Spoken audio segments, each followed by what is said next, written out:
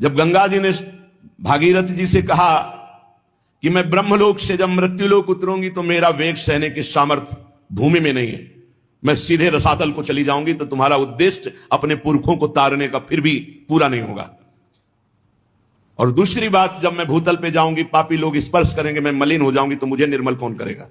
इन दो प्रश्नों का समाधान लाओ, मैं ब्रह्म कमंडल से तुम्हारे साथ चल दूंगी।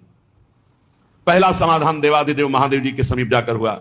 आराधना की, भगवान शिव प्रसन्न हुए, प्रकट हुए। क्या? प्रभु, ब्रह्मलोक से गंगा जी आएंगे, उनको भूतल में रोकने की केवल आप में ही सामर्थ्य है, आप रोक लीजिए, हमारे पुरखों का उद्धार हो जाएगा और जगत का मंगल होगा। दूसरी बात, विचार के द्वारा दूसरे प्रश्न का हल हुआ। और गंगा जी से कहा शिव रोकेंगे, तो गंगा जी ने सोचा कि कैसे हमारे वेग को शिव रोकेंगे। दूसरे प्रश्न का समाधान भगीरथ जी ने कहा, हमारे देश के पावन जो भजनानंदी प्रेमी महात्मा है, भगवत प्राप्त हो, जब स्पर्श करेंगे तो आप निष्पाप हो जाएंगे। समाधान दोनों प्रश्नों का हुआ।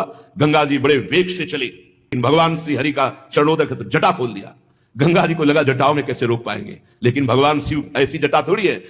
भूल गई गंगा जी निकलना जटा रूपी कटा में और बांध लिया।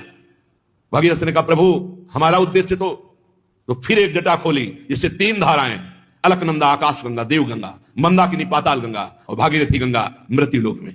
वो शिव हैं जिनकी जटा रूपी कटा हमें, गंगा जी को रास्ता ही नहीं मिला, भूल गई।